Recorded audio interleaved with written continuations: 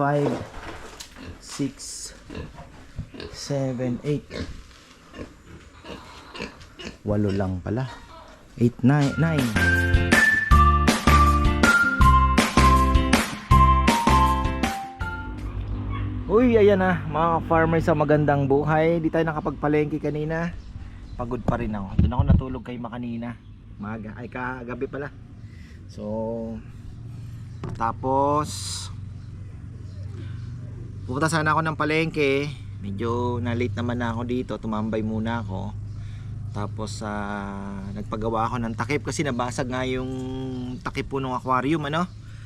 So, bala ko na po kasing kuhanin yung sana po ngayon yung arwana. Kaya lang ay medyo natagalan po yung reply ni 88 Red Gallery. Sabi ko bukas na lang. Tamang-tama may tawag naman po yung buti na lang namomroblema po ako sa baboy. Kasi marami pa lang naka-schedule kay Bebe. So medyo kinakabahan po ako, mga farmer. Hopefully ay may makuha tayo. Tinawagan ko si Danilo, nasa Baguio pa raw. Papasarap pa doon. Si Tatay Feli wala pa daw pong malaki, pero meron siya siguro by the end of the month. May 20 kilos na, so that's a good news. Si Daniel, sina Kuya Kulot nagpapahinga pa daw po at napagod din sila syempre, kahit nga ako ngayon medyo talagang parang groggy ka pa ba, medyo po kasi talagang grabe ang pagod nung mga nakaraang araw. So ayun,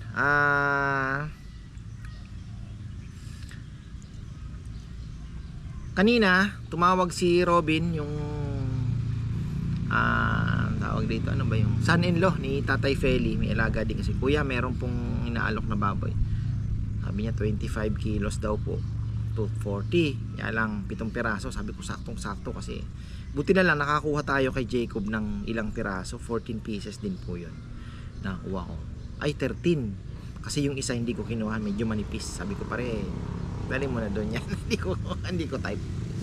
So ayun, hindi ko na po kinuha. So may 13 tayo dyan, plus isang malaki, tapos isang pang chop. Sina Kuya Kulot, sabi ko dalhin na lang ng Friday yung pang chop pa na 2 daw, kasi Sabado mukhang marami po tayong marami tayong bisita.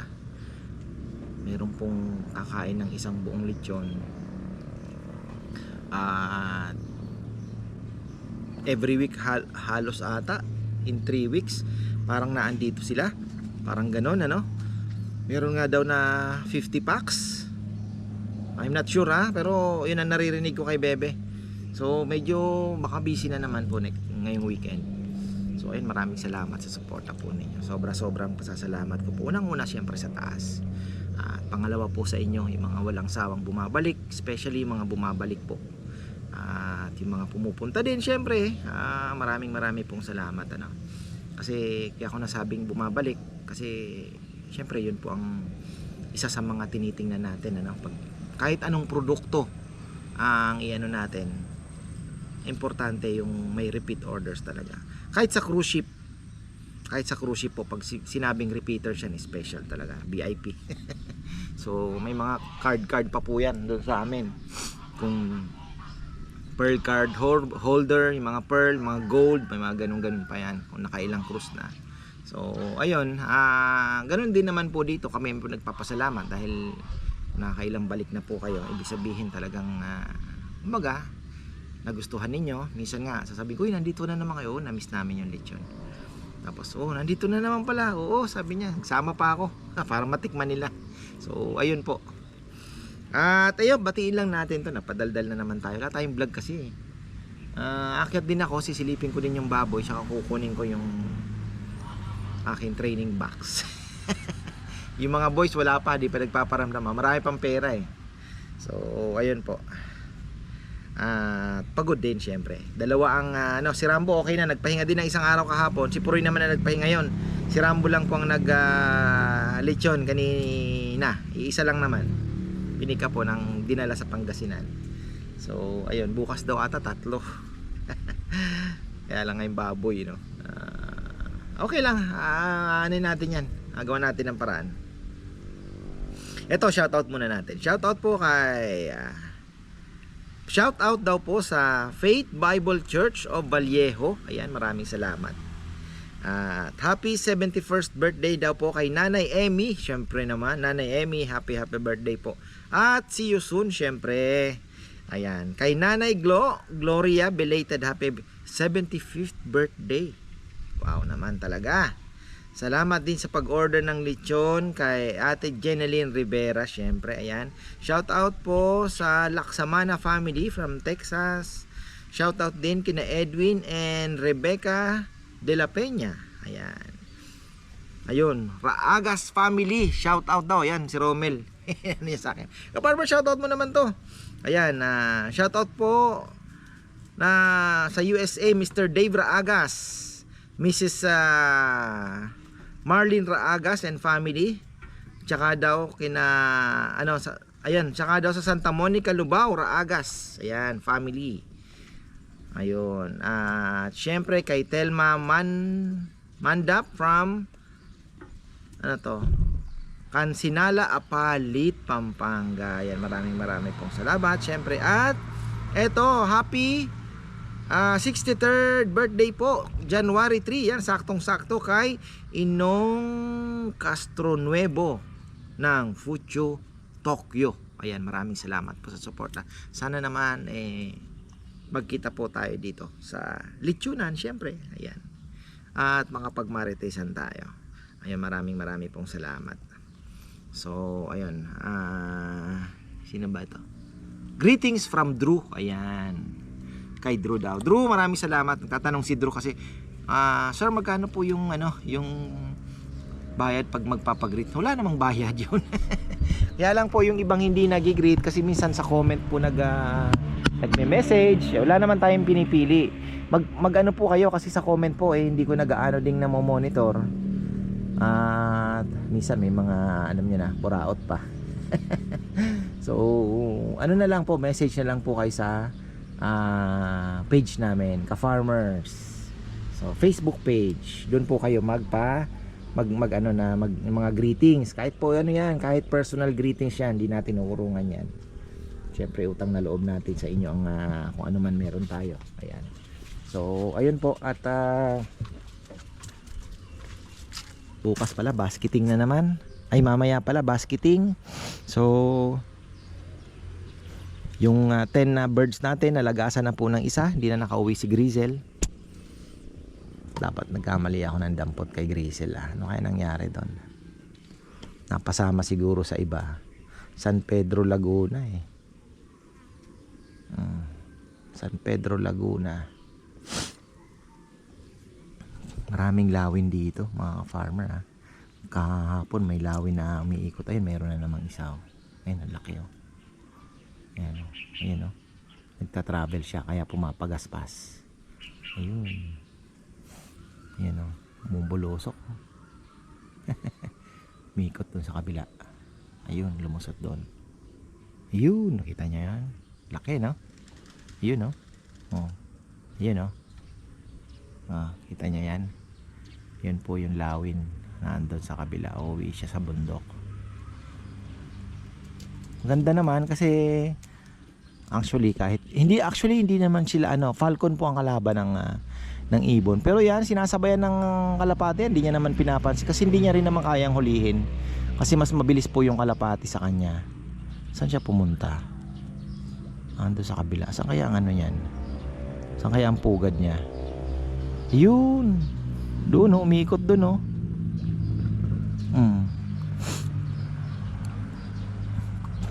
May pugad yan dyan. Abot ng mga tao. Sana naman wag nang istorbohin, So, ayan. Pero doon po sa kabila, kung saan nagtatanim ng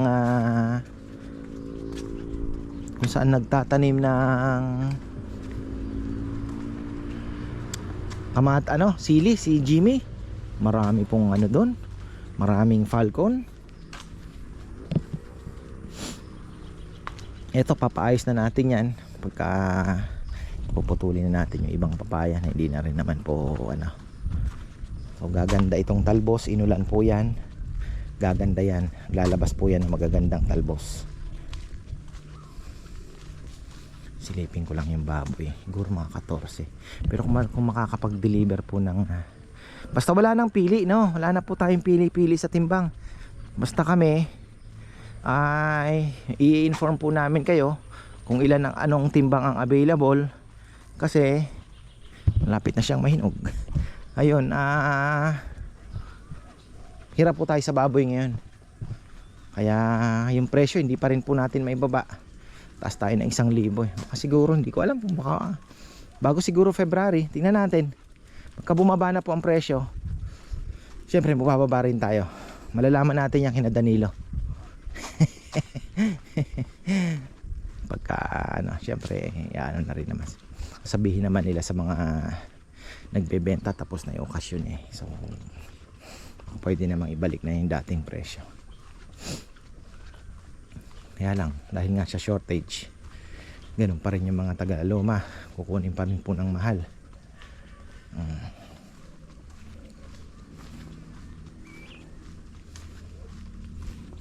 Chichi, ayan pa rin, oh. Tingnan nyo, hindi nagsasawa.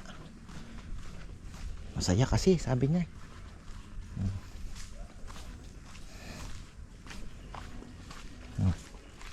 Si Rowan umuwi na.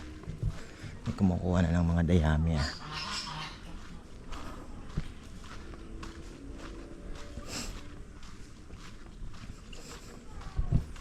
Napagana na natin tong dyan, worst come to worst, kaya natin mag-stock ng baboy dito gamit po ang generator. Kaya natin magpalamig ng baboy dyan. So ang technique lang, medyo patitigasin mo ng kaunti, tapos wala na munang bukasan. After ilang oras, paandarin mo na naman. Andar siya ng mga tapos ganun na naman po ang gagawin natin. Silip lang ako sa baboy. So 1, 2, 3, 4, 5, 6, 7, 8. 8 lang pala. 8, 9. Sa may malaki, kasi sa 5 meron po tayong malaki dyan. Malaki. Ayan, kuha ko pa kay Danilo to.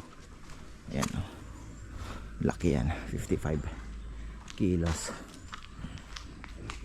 So kung may darating na 7, sabagay si Daniel naman daw po ay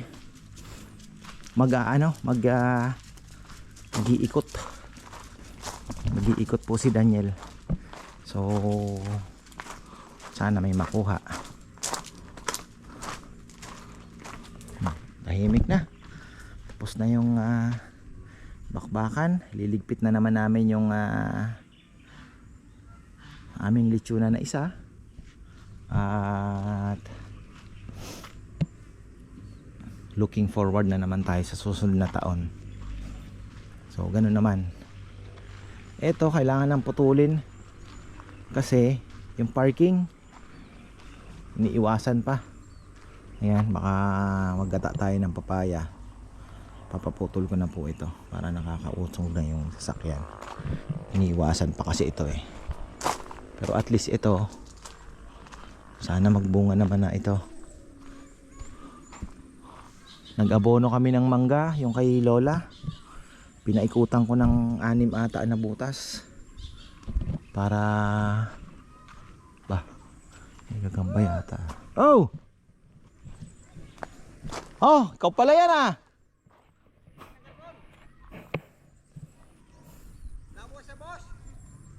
Bakit? Oo, bukas naman. Ay. Marvin ata ito ah. Di ba to si Marvin din? Kayong dalawa ni Marvin? Magsasalang pa lang kayo? Akala ko meron ka nang ihatid. Meron na dyan, wala. Ah, very good. Oh, sige.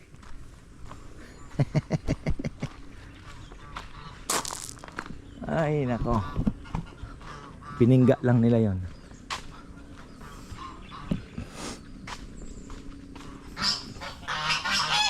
So, Isip-isip na naman tayo ng new project. Ano na naman kayang mababang ano lang, low cost project lang. Dahil wala tayong budget. Low cost lang, ipon-ipon lang po muna. So pinabitawan na natin yung mga bibe. Ito na siguro muna. Or ayun, yung kulungan, sabi nga ni Bebe, kahit patibag mo lang muna, may mai-content ka o 'di ba? Total yun naman ang gagawin. Patibag na muna, at least may ginagawa yung mga boys, may trabaho. Pero wala munang materyales na lalabas kasi doon po tayo nadadali. Siyempre yung materyales. Uy, wala atang bunga, iisa. Iisa ang bunga. Dalawa, nakita ko dalawa. Kakunti pa ang bunga. Bibigyan pa natin ng 1 taon to. Siyempre. Sana wag madali ng bagyo. Konti pa lang po ang bunga nito. Hintay tayo ng ano. Bilis lang naman ang kaimito. Ano naman yan eh. Hindi pa siguro talaga panahon. Oh. Ha? Oh, bakit? Umuwi ka na muna, magpahinga ka na. Lapit ng pasok niyan. Samantala niya na din kasi pasok ka na naman. Pero konting kembot, bakasyon na ata. Baka March na daw ang bakasyon eh. Ang balita, baka first week of April. Babalik na po yung dati. Nas na-realize nila na yung nung nakaraan kasi ang dami nagkakasakit daw gawa ng sobrang init. Oh. Ngayon, dito pa yung pamingwit ko Iniram ito, may namingwit kasi yung ultralight ko to Hindi pa natin na ililigpit So ayun, ang tawag dito. Dati kasi nirereklamo nila may pasok tag-ulan, pasukan. Ganon din naman. Binalik na lang nila yung summer uli. Gulo no? Ang gulo nila, sobra. Shoutout pala kay Ming ng BDO. Text siya kanina, nanonood daw. Dami daw order. Oo Ming, marami nga, kaya lang sister, medyo manipis ang kita natin dahil mahal ng baboy. So nakishare ako doon sa yung regular nakita namin, natapyasan po ng halos 1,000 din kasi nadaan na lang sa maramihan. Dahil sa sobrang mahal ng baboy, ayoko namang ipasa lahat sa consumer, diba, sa mga customer. So ang ginawa ko ay kalimutan ko palang kumain. Tawag dito, yung customer, ayun, nahulog pa isa. Asan, kuha tayo ng medyo yung maanghang na mga kaparma yan. Yung customer, ayoko namin ipasa naman ng buo. Game na? Game na? Game na ba?